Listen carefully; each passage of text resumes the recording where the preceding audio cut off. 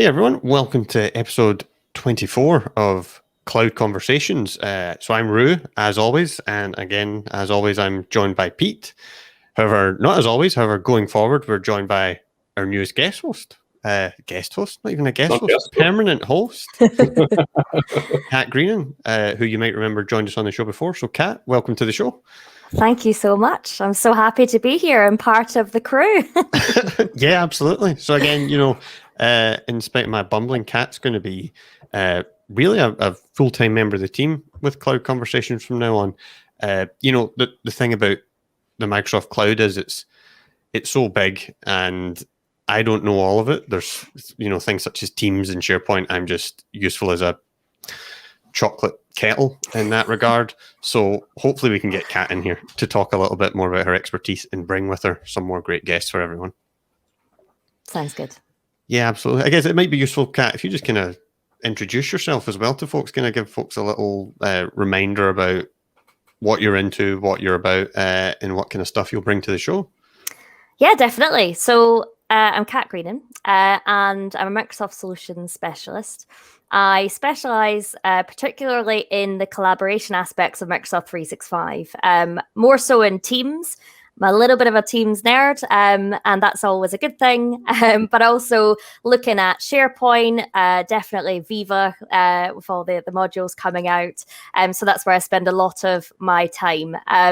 What you'll find me typically doing is posting blogs. So I have a blog called collabwithkat.com, which shares tips and tricks on using Microsoft Teams, which is not just technical, it's really there to help with getting best practices. So you'll find me sharing things to help you use Microsoft Teams as an employee, not just as an IT administrator. And hopefully I have a network of people that I can bring as guests as well. So there's lots of Teams, adoption and change management, colleagues and people that I work with. So hopefully I'll be able to bring an interesting spin to the show. But I'm really excited to be here and be part of Cloud Conversations. Oh, amazing, Kat. We're really, really happy to have you as part of the team. Welcome. Yeah. We're excited about things going forward and can't wait to get started. And normally on the show, we would normally have a guest each week, but because this was Kat's first show, we thought it was a good idea just to pause for breath a little bit, catch up between ourselves, and update you with a few things that have been on our mind and what we've been up to lately, and just have a little chit chat. So I hope you don't mind. I'm sure you don't. You better not mind. You, really. Yeah, tough luck.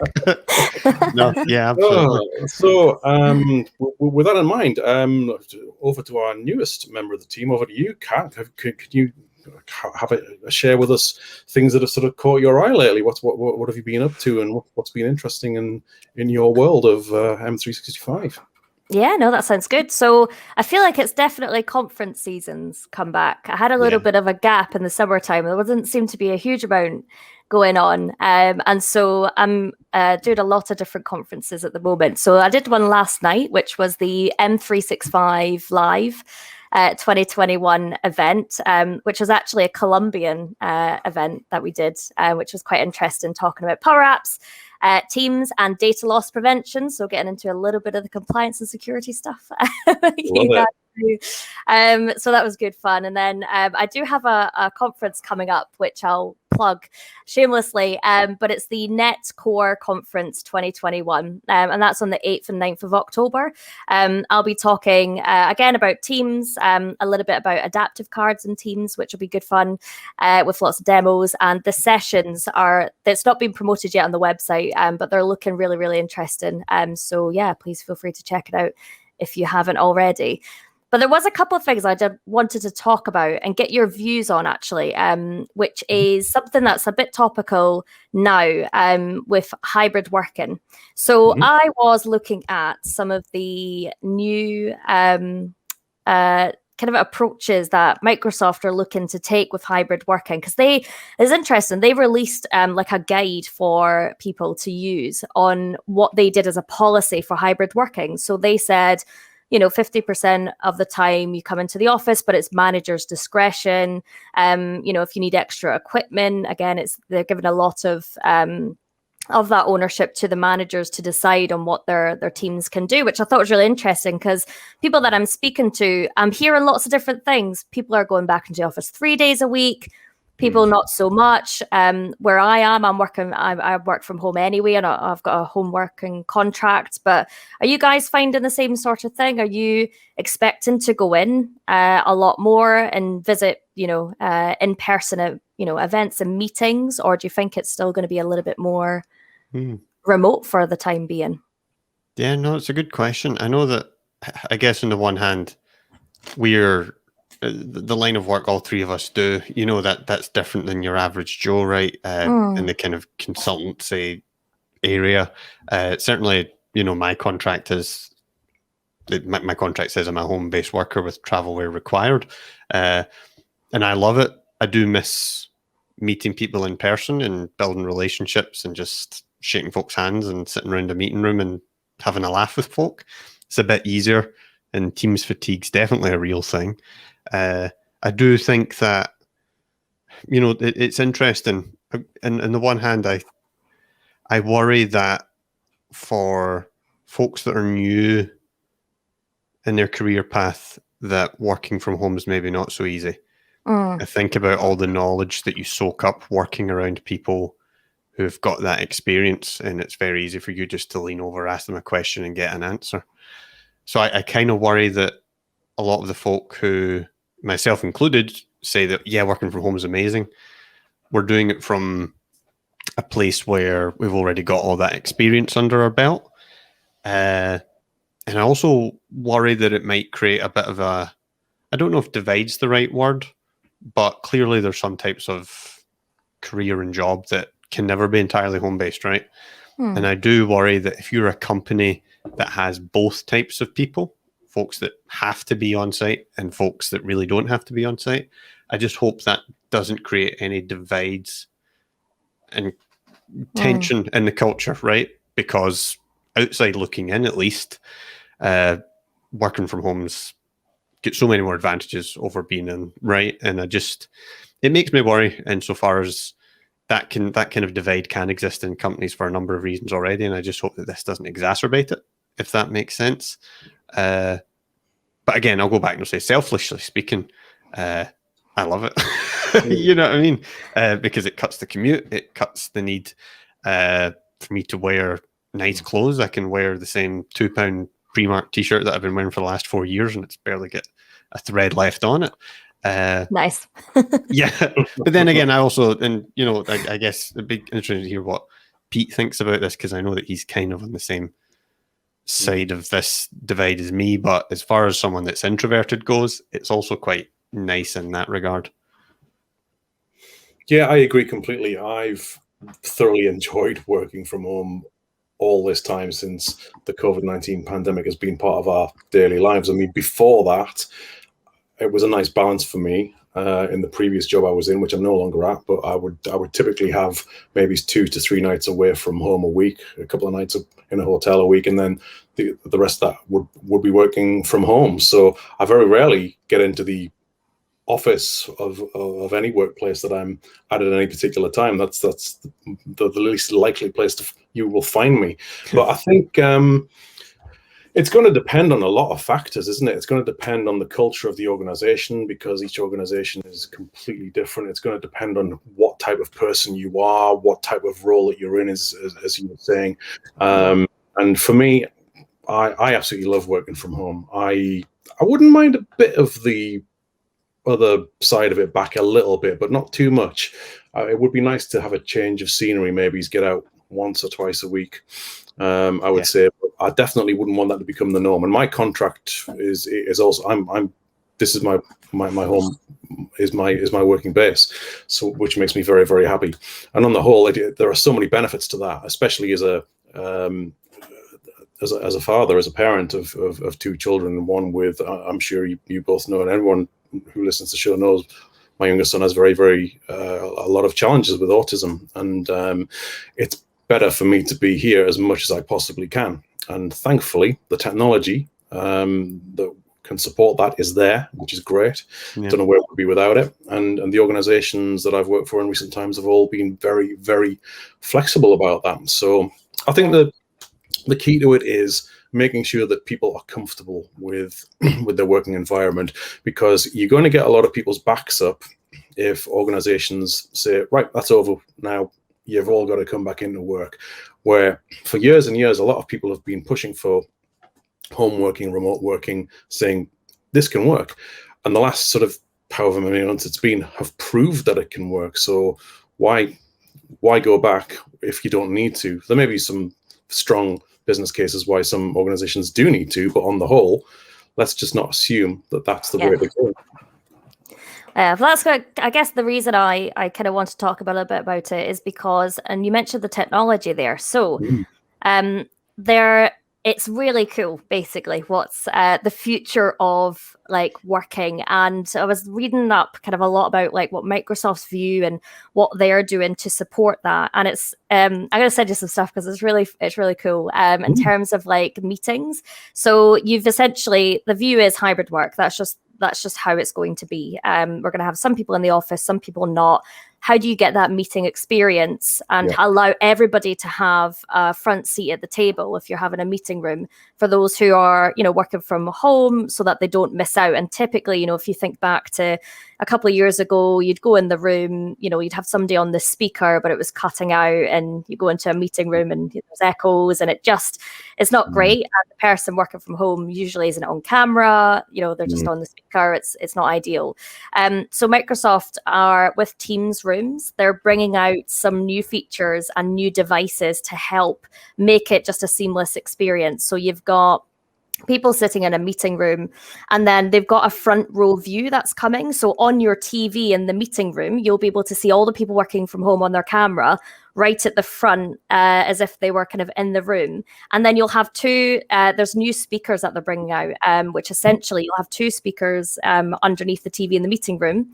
And then whoever's speaking, that will come from that speaker. So it sounds like they are in the room as well, because their voice is coming from the appropriate speaker, which I just thought was so cool. I was like, oh my God, this is getting creepy now. How so it's like surround sound, but for so you just hear my boss in my ear, like, oh, Kat. I was like, that's amazing. I know, it's cool. It's really cool. Yeah, stuff. I think I saw something shared on LinkedIn about this from Jeff Teeper, I think, shared it, and it looks amazing. I love what you said there about the people in the front row. That to me suggests, are these the class SWATs at the front?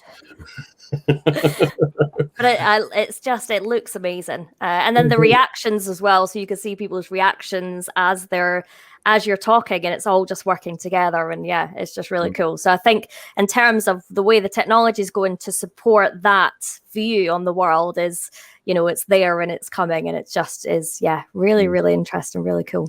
So that's just some of the stuff that I've been getting all excited about. Nice. Amazing, fantastic. Thank Good you. stuff. How about you, Roo? What's been going on with you lately? Yeah, sure. Couple things, I guess. Overwhelmed, first of all, with all the flow of information. You described it as, what was it? Drinking from the fire hose after the MVP thing. So that's taking a lot of time to read and process stuff. Also bite my tongue when you get an NDA and having to be careful what you say. It's all good stuff. It's all good stuff. Get used to biting your tongue a lot. It's very difficult to remember sometimes. Yeah. And there's also a code of conduct, I believe, so I better be on my best behavior. I'll maybe go through my Twitter and make sure that everything's kosher. But so I guess one of the things that I'm prepping for at the minute actually is Petri.com, who I do quite a bit of work with. And I'll just share this on the screen just now so folks that are watching on YouTube will be able to see this if I can master the technology of StreamYard. Yeah. Try and share this. There we go. So at Petri, we're doing Endpoint Management one-day virtual conference. So we've done a few of these and we broadcast them live on YouTube. Anyone can join completely free. And there'll be a number of, kind of Microsoft, dare I say the word, experts, MVPs, folks that have got a good deal of experience. And this one's going to be all about managing Windows 10, Windows 11 devices. So I'm speaking specifically on Windows Autopilot. So Autopilot is one of those services that it's when you know it, but prior to knowing it, there's a lot of confusion insofar as a lot of folks think it's imaging. It's technically not really. There's a lot of misconceptions about what can and can't be done with Autopilot. So I'm looking forward to delivering that and hopefully just breaking down some of the misconceptions about it. And then also just explain to folks, this is where going forward, you can save a ton of time for all your new laptops, your new computers, all that stuff. When you're rolling them out, if you use Autopilot, you can kind of free up a lot of your own time as an IT sysadmin and put that time back to better use. So that's the Petri Endpoint Management one-day virtual conference. That's going to be on Tuesday, September 28th this year. I believe, let me just double check the times. Yeah, so we kick off at 9:25 in the east, 6:25 a.m. in the west. That's an early start if you're over in California. But if you're in the UK, that translates to roughly early afternoon. So that's something I've got coming up on my agenda, and look forward to delivering that. One other thing I was going to talk to you guys about, because, and I'll again master this technology, I'm going to jump to another screen, because it's something that I'll talk to anyone who will listen to me about it. And that is some pretty, dare I say, exciting news, or at least for people in Microsoft 365 security world, is that Defend for Endpoint now has 2 licensing plans, right? So you'll know this yourself, Pete and Kat. I'm not sure how much you work with Defend for Endpoint, being a Teams person, but it's blimmin' expensive. So you either have to license it on its own or through E5 or E5 security. But that's no longer the case. What they've done is they've taken what was previously Defender for Endpoint, and if you still want that exact same suite, that's now called Plan 2. And they've carved out a bunch of features from Defender for Endpoint and put them into what they call Plan 1. It's kind of like Defender for Office 365 has done this for a while. It's had 2 plans, and now Defender for Endpoint does as well. So what you get with this Plan 1, which again is going to be a little bit cheaper, and most importantly of all, it's included within Microsoft 365 E3 licensing, is you get attack surface reduction capabilities. Technically speaking, you've already had them for ages, but with Defender for Endpoint, what it does is it gives you that reporting which you never had before. It gives you device-based conditional access, so that looks at the risk of the device and says, hey, if that device is risky, according to Defender, we're not going to let it log in. So that's a nice feature there. Zero trust, fluffy word, but it's all contributing towards that. And then the main thing you're getting from this is you're getting centralized reporting of antivirus information from all your Windows, Mac, Linux, iOS, Android devices. And we never had that before. So Microsoft have always offered this thing called Defender Antivirus for free, right? If you buy Windows 10 out of PC World or whatever, you get Windows Security, Defender Antivirus for free. And it's a good solution, but the problem is if you're a business, you didn't know what was going on, right? If I've got 100 laptops out there, yeah, the free version is fine, but I want to know if anyone's getting any of these, if anyone's got anything suspicious I need to know about. So what this does is this centralizes the reporting of it, and you can get all that reporting in security.microsoft.com. And I've got this nice little graphic here, which the green parts kind of represent what you now get with this Plan 1 license. And I'll be honest, if I'm a small, medium, even a large business who is at the E3 level of licensing, which it feels like I don't want to say it's almost all of them, but it's a healthy share, that are going for Microsoft 365 E3 now.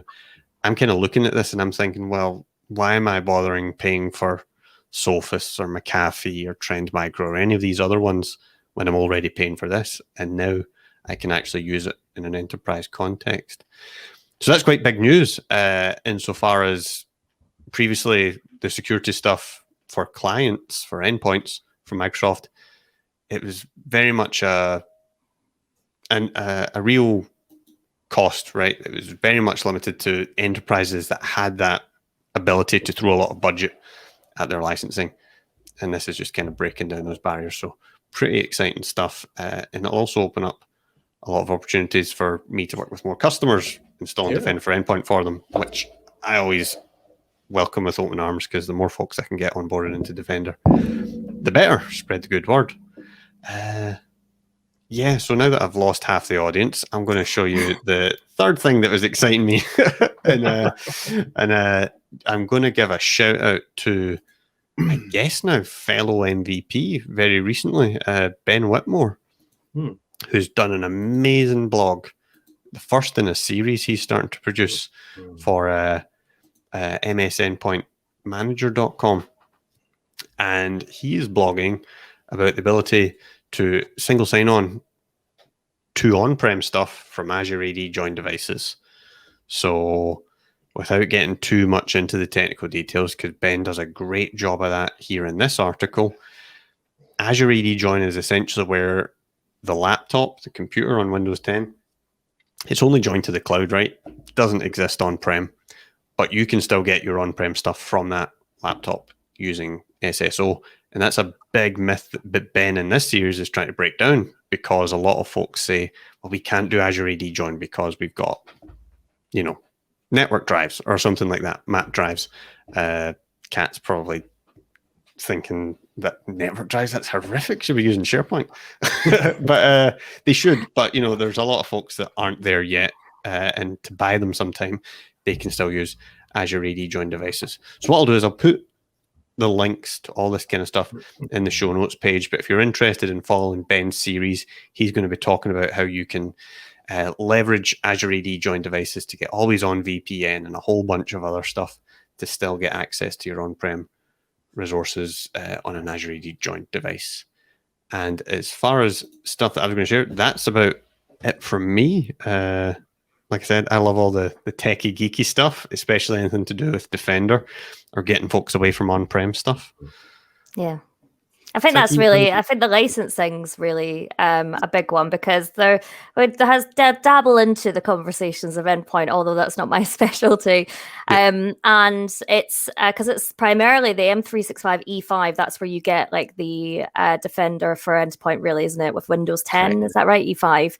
Yeah, that's right. And so that's the biggest barrier, because there isn't really, you can buy it separately as its own, but then with all the other, if you're on Office 365, you buy that separately. It doesn't you need M365 really. So it was a kind of a barrier with customers and people that we're speaking to move to it. And for them, it's just so far in the future. There's so much stuff that we've got to do, but don't see how important it really is. So I think that's going to help open up a lot more conversations, because it was a massive blocker, the licensing around it, because it's a big investment. Because if you upgrade to M365 E5, most people do it for the security and the device management, but you get voice licensing as well. So if you're not moving to Teams voice, then you're paying a lot for the voice licensing and Power BI Pro. If you're not using Power BI at all, you're not a big data kind of organization. There's so much you get with it that people are looking more into add-ons and then upgrading once they've made use of what they're doing. So no, it's really, that's good news. I wasn't aware of that new plan, so I've learned something, which is good for me. There you go. I did good. But yeah, no, you're right. It is big. And one of the problems when it comes to the licensing is you get so much with it, right? So when I'm working with a lot of customers, it's kind of like, well, maybe you go with E3 and you stick with that for a year or two, because it's going to take you that length of time to start using everything in E3 anyway. Why would, so let's just not pay up for stuff that we're not even going to have time to implement. But yeah, it's exciting times, and kind of shocked me, if I'm honest, because everything gets thrown to E5. E5 gets all the attention. It doesn't seem like the lower level of licensing get that much new stuff. So this was a nice wee treat, and it kind of made up for the price hike, which we haven't spoken about, but it wasn't that big a hike. But I would love to think that I had some sort of influence in this, because a month or two back, I wrote an article on practical365.com saying we needed more flexibility in the E3 versus E5 debate, and it got a lot of traction. First on Twitter and then in the article itself. I'm sure it's just a big coincidence, though. I'm sure Microsoft have been planning this and they don't listen to little old me, but I welcome it nonetheless. It's lovely. Yeah, no, thanks to Peter, we have the Endpoint add-on. There you go. Take a bow. It's like Yeah. I'd be taking that. I'd be taking that. Yeah, I'm yeah, on LinkedIn definitely. just now, adding it to Yeah. your resume. Good stuff. Good stuff. Oh, So I guess, that's how funny. about you, Pete? What kind of stuff do you have to share with us? What kind of news you? You're the busiest man I know. So, which is ironic because I don't feel like I have been lately. I feel like I've had almost a bit of a month off from community stuff in a way, because we've been doing the show, obviously, and we're putting a lot of time into that. We've done a show every week since March, and we've done some live broadcasts lately, which I think we've both enjoyed, and I think we'll all want to do some more of those going forward. I've not really blogged at all on my own blog, peterrising.co.uk, for probably a good 3 months. I need to revitalize that at some point, but and the last thing I wrote on Practical 365 was that one, which is back in July. So I feel I've been a little bit quiet comparatively, but I get my acting gear and get a bit busier. But the other thing that we have on each month, though, that I do with Alan Eardley, former Microsoft MVP, now working at Microsoft in the MTC, the Microsoft Technical Center, I think that might stand for. Always makes me think of the Microsoft Tech Community. Yeah. There are too many. I tell you, if I had time, I would start a campaign to ban acronyms. We're against acronyms because there are too many that are the same, and it's just what does it mean? It's like so frustrating. But yeah, getting off the point there, which is not like me. But Alan and I do the Microsoft 365 Security and Compliance User Group, which is the last Wednesday of every month. And let me just see if I can do a fancy little share as well of my screen. Share screen, and why does sharing your screen always feel like the most intimidating thing in the world? Like you're just hoping that all the stars align and it works. Know. Yeah, so here we go. Hopefully you can you see that? There we go. There we are. There we go. We got it. So this is the Microsoft 365 Security and Compliance User Group. It's the last Wednesday of every month. We missed a month last month because, when we set this up earlier this year, Al and I, we were sort of told that these sort of groups do tend to stand down for the summer, and August tends to be a month where nobody does these things. But we thought we're going to power through that. We'll just keep going. But then, for various reasons, we found that speakers were dropping out or weren't available, and so we just thought, we'll take the month off. But we'll be back the last Wednesday of this month, September, which I think is the 29th, maybe. Something Correct, like that. Yeah. We need to. That's a good memory. We need to get the event actually put in here. We'll get that up in the next week and get that all out from our Twitter at the 365 Security and Compliance User Group Twitter and Cloud Conversations and everywhere you can possibly paste it. And the speakers at this month's event are going to be a certain newly crowned MVP, Mr. Rue Campbell. He's agreed to be a willing victim this month, and our other speaker is who is the other one? I am going to feel so silly if I can't remember who it is. But let's say it's an exciting surprise because I can't for the life of me remember who the other speaker is just at the moment. But watch out soon for news on September's event. We'll be getting that up on Twitter and all that good stuff very, very soon. Awesome. So that's what am I speaking about? I can't even remember. I was just about to ask him. God, I didn't. What's your topic? Let me just very quick talk amongst yourselves for a second, and I'll go into the second eyes. I'm pretty sure it's AIP, but I think it's something to do with AIP. Have they renamed it to MIP? Is that? Oh, yeah. Or is it still AIP? Let's get into this. This is always fun. I feel like people are just making up acronyms as they go. Like I feel like no one knows. I don't think anybody knows. The only thing anybody knows, changed, nobody knows. Anybody know? Nobody knows. It has changed. So I was going to explain this in the talk, but so you have Microsoft Information Protection, which is your kind of, that's the top of the hierarchy, right? That's the full stack of everything. So Microsoft Information Protection, that includes labeling, it includes DLP, endpoint DLP, and it even includes MCAS, Cloud App Security.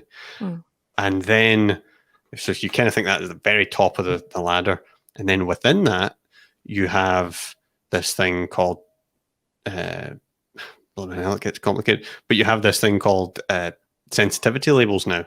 So it used to be that you had Azure Information Protection and you kind of interface directly with it. But over the last couple of years, they've introduced sensitivity labels, which are kind of like a level of abstraction over AIP. So you don't interface directly with the AIP anymore. You interface with sensitivity labels. The technology in the background is still AIP, though, Azure Information Protection. And it's funny how you bring that up, and we're all so confused about it, because it is confusing, because quite frankly, they haven't done a very good job of it, because they also, around the same time that they brought forward this thing called sensitivity labels, I don't think they use the term anymore, but remember unified labeling was also the term that was used, and you would have one label and it would do encryption, protection, and also retention and all that kind of stuff. But it never really came to fruition. So unified labeling is another term that's out there. And the funny thing about unified labeling is there's nothing unified about it at all, because it's just one thing.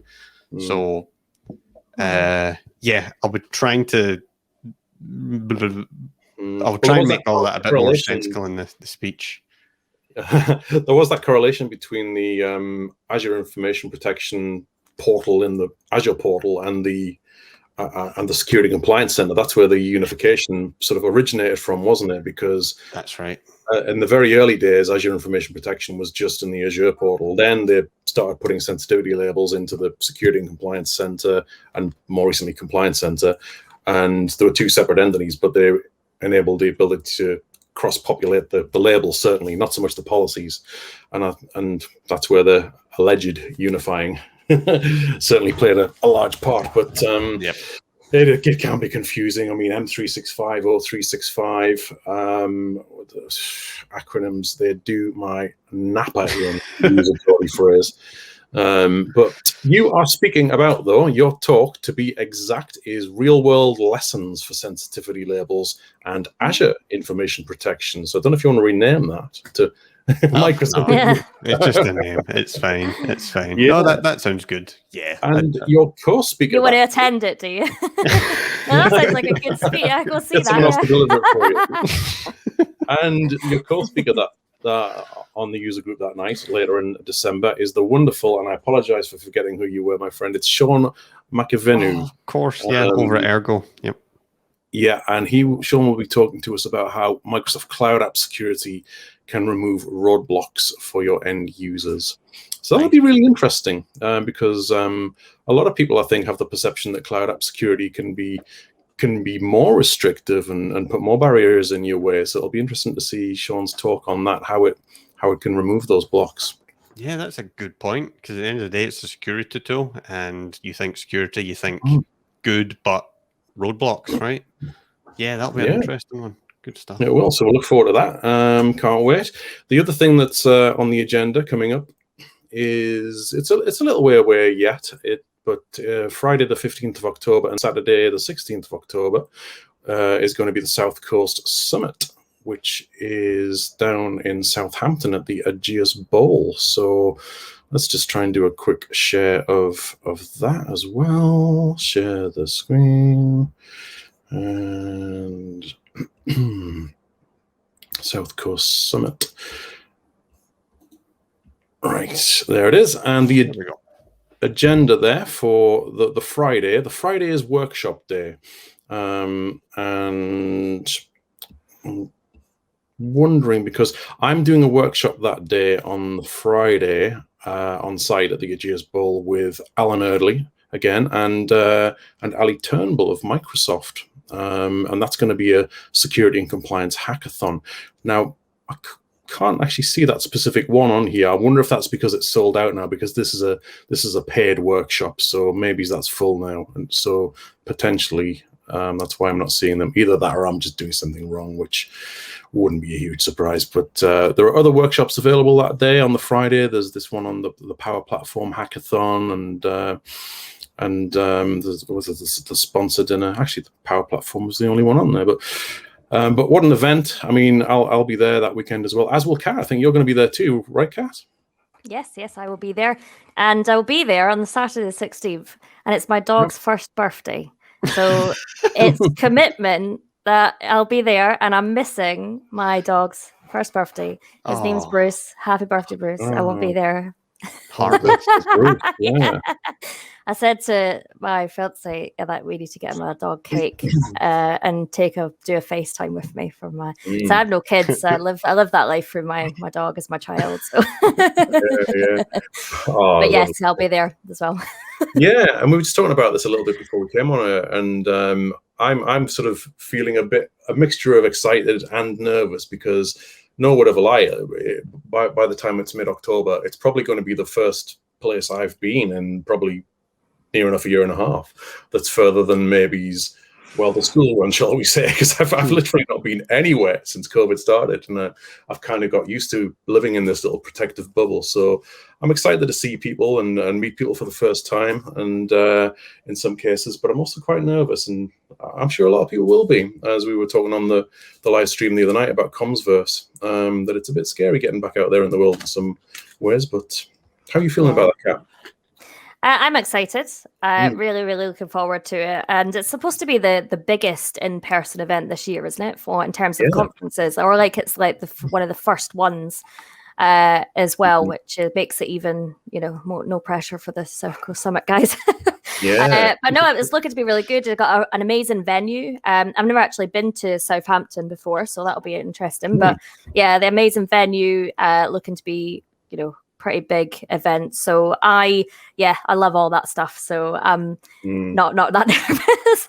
I'm excited. I'm more excited to go and meet people and just feel that kind of, the atmosphere where everyone's chat's loud and it's, it's exciting. And I'm excited to be in that environment again where it's, buzz. And I love it. So yeah, I'm really looking forward to it, but it'll be a really, really good event. So there's a superb event team, isn't there? I mean, there's an army of really great names from the community just volunteering and helping out. And that's not even talking about the two main organizers who really do deserve a shout out for the incredible work they've done on this. It's Aaron Rendell and Nathan Sweeney, who've other brains behind this, and I know they've put their heart and soul and blood and tears into this, and they deserve every success, and I'm sure it will be. So we're going to get them on a live broadcast sometime between now and then, just to plug that a little bit more. So watch out for that if you're watching this. We'll be bringing that to you very, very soon. Talking to Aaron and Nathan. So that's good stuff. So yeah, that's South Coast Summit. That's other thing I've just taken on. I've started tech reviewing a couple of chapters for a new book that Packet publishers are putting together on Teams. So it's a bit of a change for me. I normally write the books, but so tech reviewing is a little bit more relaxing, which I quite enjoy. So I just started doing that today, earlier on today. Cool. And how does that work? How do you tech review a book? Well, you look for examples of things that, well, what you have to do is, and what I can't resist doing myself is, because I'm a punctuation grammar nut job. If I see something that's not right, I will correct that. Grammar Nazi. I am a bit like that. Yeah. So I've already done that a bit in the chapters I've reviewed. But and one thing you have to do in these books when calling out product names, you can't just put, for example, MS Teams. It has to be Microsoft Teams, and it has to be consistent. So you can't have Microsoft Teams in one sentence and then Teams in the next one. You've got to get that the same all the way through. So being somebody who's been on the receiving end of that, I'm quite enjoying saying, I'd love to correct this. Peter's with his red pen, ready to go. Yeah, absolutely. So that's been fun. I've enjoyed reading it as well. I'll not spoil what the book is, and I'll give that a plug a bit later on when it's published and where people can go and find it, because it's written by 2 or 3 great people in the community who I'll not spoil it now, but we'll give them a plug later on. But the more recent book that I worked on with Nate Chamberlain, who, spoiler, is going to be a guest on the show with us within the coming weeks. So it'll be great to catch up with Nate. MS700 Exam Guide, that is probably due a 2nd edition, so we're probably going to have to get our heads together and work on that soon. The main culprit for that is the exam outline recently changed quite significantly, mainly due to the fact that Skype for Business Online finally died, and there's a lot of things that come out as much as anything, but never done a 2nd edition on a book yet, so I don't quite know how it's going to work, how much rewriting we'll need doing, and how we'll divide the work, but I'm sure we'll get into that in the coming weeks and months, and it'll be fun. So, and then there's another Teams exam, isn't there? So if you had to, has that changed because it has some of the content spilled over into that new exam as well? Not necessarily. No, I think the main the MS700 exam is still the general Teams administration exam, shall we say. The newer one, which I want to say is the 720. I can't remember exactly what number it is, but it's for a specific Teams role. I think it's for it's one of the other more dedicated Teams roles, not the broad Teams service administrator. It's for communication administrator or something like that. I'm going to dig out the exact details, and we can put that in the link if we need to. But I must confess, if I'm honest, and I said this to Chris Hord at the time, because he's on the advisory board for Microsoft exams, I thought, I don't quite see the point of this, if I'm honest. But yeah, because the service administrator covers basically everything the communications. You do less stuff in that role. You do less. So I don't know why. Yeah, it would be. Is it just going to be more because you do like the call quality and more detail into that maybe? Yeah, probably. Could be that, couldn't it? And Teams as well. Teams is just going to get deeper and deeper and more intricate. So going down the line, I suspect you'll probably see that more generalized exam. It might go and be replaced by more specialized areas. I do know that there were a lot of people in the UC world when that Teams exam came out who were a little bit upset that the voice type stuff was a bit of an afterthought in there, and they felt hard done by that. There should be a specific exam for the voice stuff, and I'd say at that point there probably should be, because I think a lot of people who do Teams, who specialize in Teams, have certain niches within it: collaboration, UC, all sorts of different things you can do within Teams. So I, for one, I don't particularly want to do voice stuff. It doesn't appeal to me at all, but there are plenty of people who are of the opposing mindset. So it makes sense from that point of view. I would say that there's probably going to be more specialized exams going forward, and it's an excuse for people to share and show off their shiny new badges on LinkedIn, isn't it? On what used to be Acclaim, but it's now Credly, I think it is, isn't it? It is Credly now, yeah. They've changed it. Roughly the same, though. The UI feels about the same, but about the same, yeah. View my verified achievement on LinkedIn from Credly. Yeah, I feel like every time I go on LinkedIn, see so many of them. Yeah, it's just a sea of them. Especially whenever a beta exam exits beta and everyone gets all their badges at once. You're just scrolling through LinkedIn. Yeah. Like you can tell when there's been like a new one that's come out and everyone's like, right, here we go. Exactly.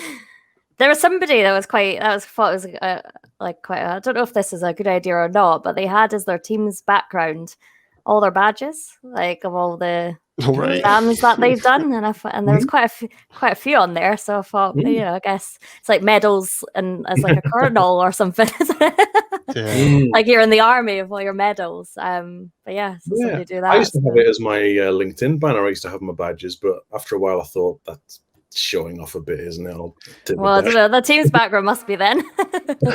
Wow. Yeah, it's a funny one, isn't it? I'm going on LinkedIn right now to see what your current background is, Peter, because I don't even know. You'll be impressed what my current background is. Oh, nice. I'm going to need to change it, though. You are going to need to change it, but yeah, you get the cloud conversation stuff. That's good. I do.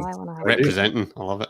But yeah, I have a picture done by my wife, Louise. She's very into art at the minute, and she did a lovely picture of a bridge. So that's my current Twitter background. Nice, love it. I think, which is funny because I know your wife, Rue. She also does a bit of watercolor stuff, doesn't she? I've seen on her own Twitter not so long ago. I think she does indeed. I'm not gonna. Haven't had permission to share this Twitter or anything, so I won't do it in case she gets embarrassed or anything like that. But yeah, she's a geologist. She has a doctorate in specifically in volcanology, and she does artwork of thin sections. So that's where you take a rock, you cut it in half or something like that, and then you can kind of see it right down the middle. Wow. I probably described that horribly inaccurately, but it'll do for now. I can imagine it in my head. Yeah. So she does she'll do artwork on the back of that, and she's actually she gets more likes and retweets than me, which is a bit embarrassing. But yeah, it's really good stuff. Yeah, it's maybe I should plug it. Nah, I won't bother because I don't want to embarrass her. And also, it's an IT show, and I don't know how many. I don't know if there's much crossover between IT and geology. Probably not a great deal. No. I would say we're an IT show, but I think we're also a people show. I like to think we're definitely. Oh, that's a nice. No, you're right. Yeah, you're right. So I like it. I would say never worry about that. I mean, maybe get a permission first because you might not want to. Sure. Well, what I can say is if you if you go to her website, pamela.campbell.scott, that's where she sells all her artwork, and you can buy that. You can buy A3s, and she also does kind of, I guess you would say, bespoke artwork. So if you happen to have a piece of geology that you love, she can turn that into a piece of artwork as well. That's such a cool job. Not saying that we don't have cool jobs. No, you're right. It's cool, isn't it? Whenever I describe her as a volcanologist, the first thing folks say, is that anything to do with Star Trek? And it's not, because it's volcanology, not volcanology. And then the second thing is that, that's a bit more exciting than what you do. So yeah, Got it. They're not wrong. They're not wrong. Yeah, what we do is frequently, in my opinion, disrespected by our immediate family and friends who don't get our passion and understanding for all things Microsoft 365, to the point that Louise would, and this is genuine, there have been times over the past however many years I've been doing this now, where if she was having trouble sleeping at night, she would ask me to talk to her about Office 365. Oh my God. And it has worked. It has made her sleepy. By talking in a very calm and soothing voice about when you open the Office 365 Admin Center and go to users, the control. So you can see her. And that's it. You just sit with your books, NS 500 exam guide, like a lullaby book. But she says, having listened to my calls, which absolutely she hates, and when I get my outside shed office, I'll spare her from that finally. She said she could probably do my job just as easy as I could, having heard it all. I know you've said the same about Pamela, haven't you? Yeah, absolutely. She knows all the words. She knows buzzword. She knows endpoint. She knows ATP. She knows Defender, Intune, on premises, everything. It's mad how people they pick up what you're saying when you're on the phone. And my other half does a similar thing. So if I start talking about something at work and I'm like, oh, so this and this, and he's like, and they'll just do that joke, and I'm like, oh, fine, I'll just stop talking. It's exciting for me. It's funny because you get you forget that you're in such a tiny little niche, and you've got your own language and everything, don't you? Yeah. It's glad. I'm glad there's other folk out there as sad as we are. There's all the business, salesy, commercially type buzzwords as well that I find myself, I hate them myself, but I find myself saying them, and it makes Louise cringe so much when I say things like evangelize or possible. She hates art of the possible. I say that all the time. All the time I say that. Digital transformation. Digital transformation. I don't say that one awfully as much as I imagine I should. But what kind of opportunity do you get in real life to say digital transformation? Like, I know. Is that... That's true. The one I use all the time in real life is real life. Work is real life. I don't know why I'm calling it. It's proof of concept. I don't know why, but like, say we're trying to figure something out, I'll say, "Oh yeah, we'll do a proof of concept," and I just get a look. Yeah. Oh, dear. Apparently, I'm also well known for saying we'll do a diligent deep dive. Oh wow, a lot of alliteration there. You could get the tongue tied. I do like the word diligent. 3D, I like. Yeah. Yeah. Another acronym to chuck out. You listen to Microsoft, there's an acronym for you. There you go. Oh, dear me. Lately, I'm very conscious when I pick up a new buzzword. There's another one I've started using lately. I can't remember what it is now. It might come back to me later, but it is interesting the habits that you pick up from other people. Though some of the phrases that I've used over the years, I can actually remember the person that I got that from. So it's, and you pick up little traits from the people you get exposed to, don't you, along the way? Definitely. Some of them good, some of them bad. You know. Yeah, exactly. Email has its own language as well, doesn't it? And meetings have their own language. Like, you start using phrases like, "Oh, we'll circle back to that," and stuff like that, and you're like, I can't believe I said that. So there's a guy that we work with who gets the Mickey taken out of him constantly because all he does is say these phrases like, "We'll take this offline." Well, we're all singing from the same hymn sheet. Just to play devil's advocate, just to play he'll know when he watches this, he'll know exactly, and everybody will know exactly who I'm talking about. And he says it all the time in every single meeting. And so, at any company events or anything, we always, tend to take the mick a little bit because it's just so funny. All of them. He says all of them, anything you can think of in every meeting. I feel like you could be talking about me there. I'm like, I say all of those things. You're writing them off. I'm like, oh, wait, I say that one. I say that one. Yeah. Singing from the hymn sheet, that's another one I say all the time. Blame me. Oh, God. I need to stop. Just like a caricature of a dork. There's that Teams bingo sheet out there somewhere, isn't there? Have you ever seen that? Yeah, I've seen that. Yeah. Teams phrases. Yeah, that's a good. Is it like a drinking game? Every time someone says something, you take a shot. Yeah. Can you see it should be. We'd all be a bit wrecked. 10 minutes in. Is so and so on the call? Can you see my screen? You're on mute. You're on mute. That's a good one. Oh, it's frustrating how easy it is to be on mute. You think to yourself, I'm never going to do that. I'm not so stupid. But it happens all the time. Yeah, it's worse when I want to call and somebody introduces me. So this is our team specialist, Kat, and I'm like, you're on mute. Damn it. I promise I don't usually do this. Mortified. Yeah, not good. Yeah. So, well, I think we've sort of thrashed the tech aspect to death a bit in this cloud conversation, shall we say? But what we always like to, before we wrap up, I think we always like to inject a little bit of real life into our discussions as well. Quite often it's about movies, Terminator 1 and Terminator 2, but we've all voted on that already, so we know where we stand.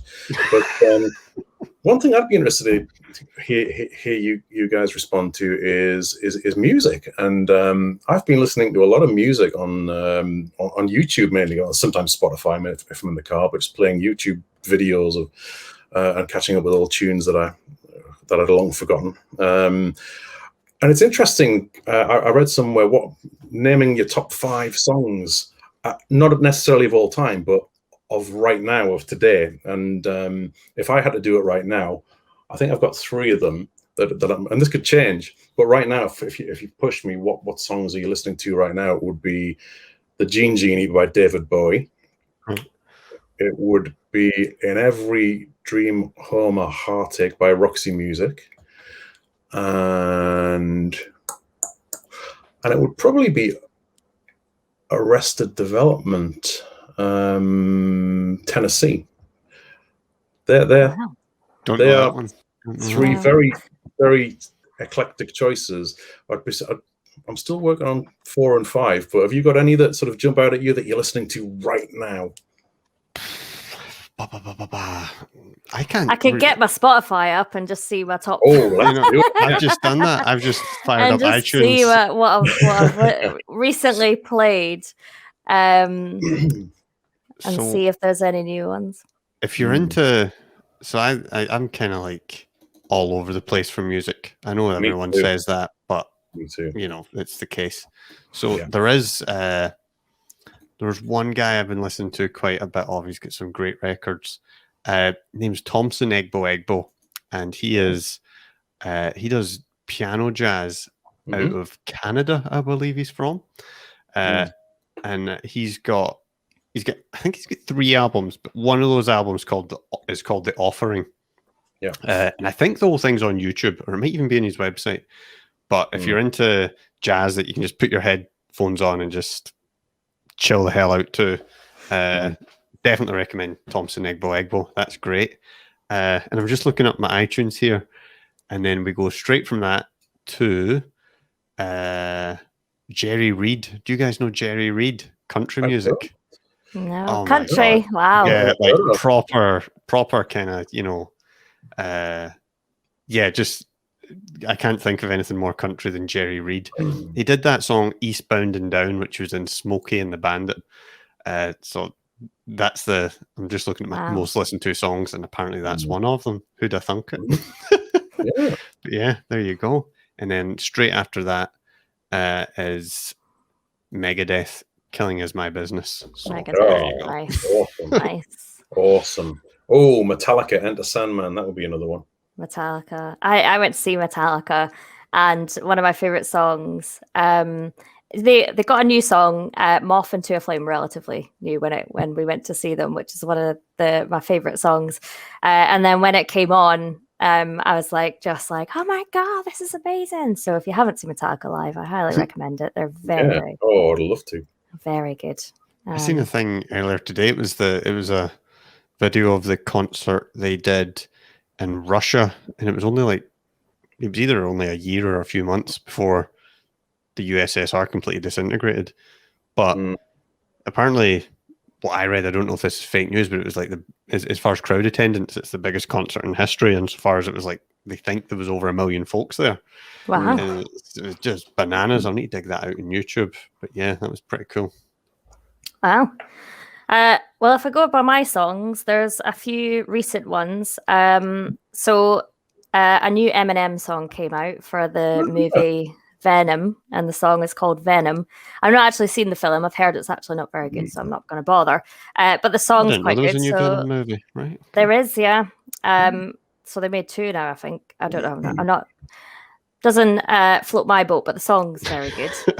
And then, so do you know Andrew WK? Yeah. He sung that Party Hard one. He's good fun. So he's brought out a new album. There's 3 or 4 songs in this new album he's brought out. And if you listen to it, you're going to be like, that's not Andrew WK. Because it's heavy, depressing, metal. But it's amazing. It's so good. And I've been listening to that on repeat because I just the Party Hard I find. Andrew WK, fine. I knew some of his songs. It wasn't a favorite artist of mine or anything like that. But now, that album. So I can't actually see what it's called, the new album. I've just got the songs. But it's Andrew WK. Let's see if I can get it up. But it's very, very good. So I'd recommend that. So bit of a mixture. And then ABBA have actually released a couple of new songs. And I absolutely love them. Absolutely love them. No, I just heard it. So everybody go Google ABBA and their new songs. I think they did a concert. We were watching it today, actually, this morning. They've done a ballad type of song where they've got, which is all right, which is quite good. And then they've got all the old photos of them when they were younger. But then there's a typical upbeat ABBA pop song that they brought out, and it's just great. I love it. So go listen to the new ABBA songs if you haven't. They're back out. I love ABBA so much. It's hard to pick your favorite ABBA song. I think, again, that's probably would change depending on mood. But if I had to pick one right now, I'm thinking Winner Takes It All. Oh, nice. Yeah, I like that one. We were listening to SOS earlier, so I think that was quite a one that I quite like. I just looked up there. The new album is called Voyage, and it's currently in pre-release. They've got 2 songs from it available on Apple Music, so I'd have check a that out. I had no idea. I've got an ABBA t-shirt and everything. Well, there you go. Yeah. Yeah. No, I just read about that myself yesterday. I was like, wow, really? I never thought it would happen, because there was talk about it over the years here and there, but it was always a case of, the guys are not speaking to the girls and that sort of thing, and it's just not going to happen. But there you go. Awesome. Yeah. That is really exciting. It says here the full album will be released in November, so there you go. Need to check that out. Definitely. Oh, so good. Music is so great, and that depending on your mood, you want to listen to different stuff, isn't it? And the other thing that I really, really like, and tying music back into film, is I'm a massive movie soundtrack fan. Like a Hans Zimmer, are you? I love Hans Zimmer. Hans Zimmer's probably my favorite at the moment. He does all of them, doesn't he? Name any film, he's probably done the soundtrack. Inception would be my favorite of his. I love Inception. I love Interstellar. They are 2 of my favorite of his, but he's done so many good ones. Gladiator. Yeah, absolutely. Pirates of the Caribbean. Yeah, he's any film. Just say any film, and he's done the soundtrack. I promise you. Yeah, but going back sort of older than that, one of my other favorites would probably be John Barry, who did most of the early James Bond films. I was going to say that's James Bond, isn't it? Yeah. And the stuff he's done is just so unique to me. The emotion he captures in all of the scores that he did is quite unparalleled. I find it can genuinely bring a tear to my eye. So because I'm an emotional sort of guy. Outside of the scores for the James Bond movies, what's your favorite James Bond theme song?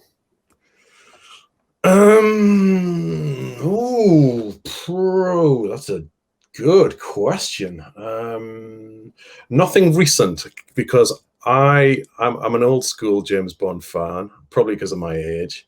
And I've always said that in my mind, there's not been a good James Bond theme, in my opinion, only my opinion, since The Living Daylights in 1987, maybe. After that, you're not an Adele fan, then. I've warmed to Adele. I didn't used to like her at all. I just couldn't. When she was at the height of her powers, I just couldn't cope with her because she was just everywhere, and I got sick of hearing it.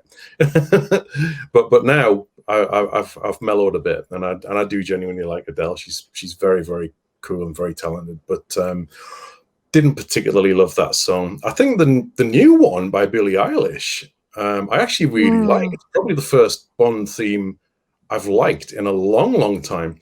But overall favorite, hang on, definitely not Dr. No, because that was just the ding ding ding from Russia. No, boring. Yeah, I'm having to look it up because I can't even remember. There's so many movies. Yeah. Goldfinger's got to be up there. Goldfinger's pretty special. I like The Man with the Golden Gun. It's so bad, but it's so good. That's Lulu, isn't it? Yeah. View to a Kill by Duran Duran. That's pretty good as well. Could be up there. That might be my favorite, actually, because I love Duran Duran. I grew up 80s music, New Romantics. I was Adam and the Ants fan, Duran Duran, Spandau Ballet. That was my music growing up. Absolutely love it. So see how you said you're lean towards the older James Bond movies. Yeah. To you, where's the cutoff for you? Does it go up to Pierce Brosnan, or is it where's the line in the sand? Probably about Pierce Brosnan, because I would say Pierce Brosnan is my least favorite Bond. What? Oh. Yeah. I was going to ask who your favorite Bond is after you've figured out your song. I would actually struggle, and this is going to be very surprising to a lot of people, I think. I would actually struggle to choose between George Lazenby and Timothy Dalton as my favorite. Okay. because I think they both brought something very, very unique and different to the role. They made him more. I think George Lazenby made him more real, and Timothy Dalton also humanized him but he made him tougher. I think Daniel Craig's Bond, Timothy Dalton was the template for that, because Timothy Dalton had this edginess about him that other Bonds maybe didn't have. Connery probably did, but he was also very suave and sophisticated. I mean, God, you can't be. Yeah, ask me on a different day, I'll give you a different answer. Because I love Connery. I love Roger Moore for what it was. The slapstick, wasn't it? Slap and tickle, yeah, all that sort of stuff. It was of its time, and it worked then. It's a bit corny now, though, isn't it? That's interesting. Quite a contrarian opinion. You know what I mean? That's not a common standard to have. But that's interesting. But I don't object to Pierce Brosnan as much as Bond. I'll qualify that statement. I thought he was a good James Bond, but I think there was only one good Brosnan Bond film, GoldenEye. I think the other three were absolute pants. I know what you mean. So growing up, that you know, as I was growing up, Brosnan was Bond, so I've kind of get that in the back of my head. But I do think, objectively looking back, some of his films were kind of stinkers, especially Die Another Day. One. Yeah, the last one he did, right? I thought that was quite poor. I remember even at the time, just as a kid, kind of thinking, "Oh, this is crap." Also, the whole BMW thing instead of the Aston Martins. That's just that was immoral and wrong. You know? You're gonna hate me for this, but I'm really not a James Bond fan at all. No, you don't have to be. No, I love film, but just James Bond never did it for me. So yeah, I'd only say my favorite Sean Connery because he's Scottish, but even then, I got no other point of reference really. So yeah. No, it's an interesting one because it's one of those. You know, I've had mixed opinions about James Bond over the years. Kind of the same. I went through a period where I thought, oh, these are just nonsense. You know what I mean? But over time, I've kind of grown to enjoy them a bit more, and I actually kind of like the Daniel Craig ones. They do suffer a bit too much from shaky cam, 100 cuts in a scene syndrome. I find, and I think that's the influence of the Bourne movies. But that happens across. That's all cinema now. Almost there's too many cuts and all that. And I'll tell you one. Talking about your favorite actors to portray them. I don't know how true this is, but I heard a story that Liam Neeson was allegedly in the running, or if he wasn't in the running at one point, he was asked the question. He was basically said, "Would you ever do Bond?" And he said, "I would never do Bond because I don't want to be remembered as a guy in generic action movies." And now look at me. so I don't know how true that is, but it's a story I've been told. Oh, that is so funny because I immediately am thinking of Taken. And all the other ones he did that were basically taken but in different scenarios, like taken on a plane. You know what I mean? The first Taken was really good actually, but the 2 and 3 were not needed.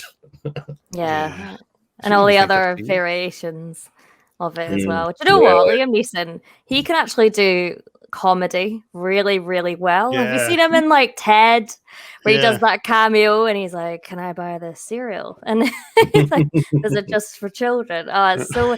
And then he does the Ricky Gervais show as well, where he's going in and trying to like do improvisation, but he just because he's so kind of straight to poker face with it. I just think he does comedy really, really well. So I want to see him in a comedy movie next. Not get rid of your action, Liam Neeson. Go to a comedy. It'd be hilarious. Go the Arnold Schwarzenegger route. Just start lousy comedy movies. I'd love it. I'd absolutely love it. Oh well, good stuff. But it's the new James Bond movie. It's coming out soon. I think end of this month. I think, and it's Hans Zimmer's doing the score for that. So there you go, Peter. Nice, there you are, Peter. Because he's just doing every movie. Perfect film. I told you every movie. Absolutely perfect. Well, the dream team is Christopher Nolan, director, Hans Zimmer soundtrack. And the good thing about Christopher Nolan as well, he's usually got a pot of actors that he includes in his movies, hasn't he? He's normally got Michael Caine's in every single one. That's his sort of in-joke, isn't it? Yep. But I saw Michael Caine once actually live at Future Decoded a couple of years ago at the Excel London.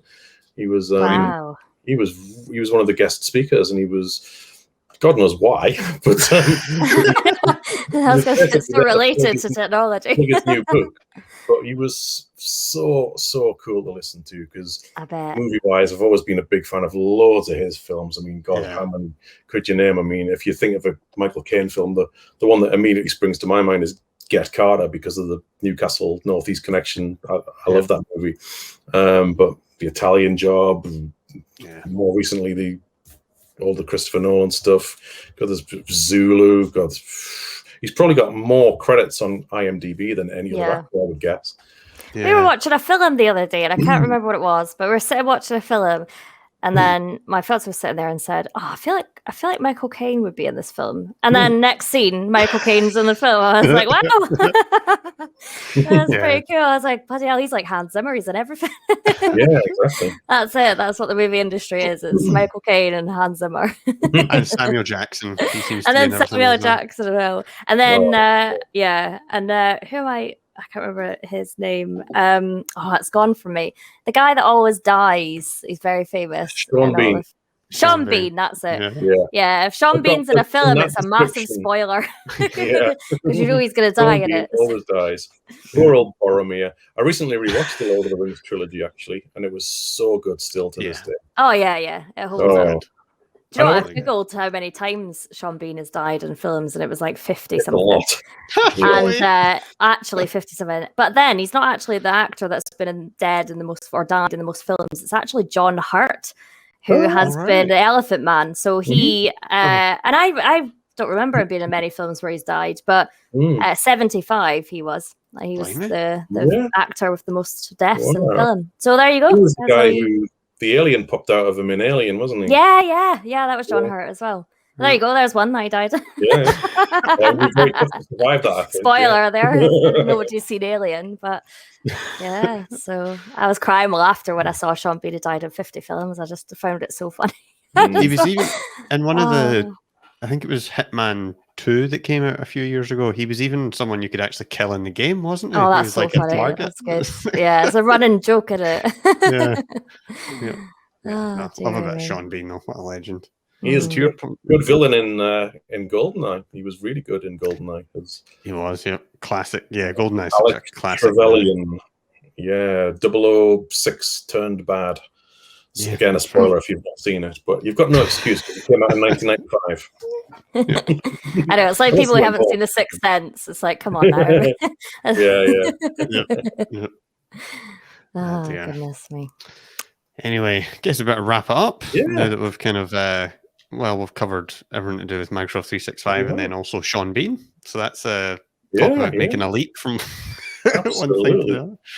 Well, it's been a great sort of first episode of the relaunch, I think we could call it, of Cloud Conversations 2.0, or many other things you could call it. But Kat, again, a warm welcome. It's been absolutely amazing. The first episode with you as our permanent co-host, and going forward, we very likely won't subject you to all three of us every time. We might rotate this here and there. So sometimes you'll get me and Kat, sometimes Rue and Kat, sometimes me, all different flavors of it. So we'll keep you guessing who's going to be on each week.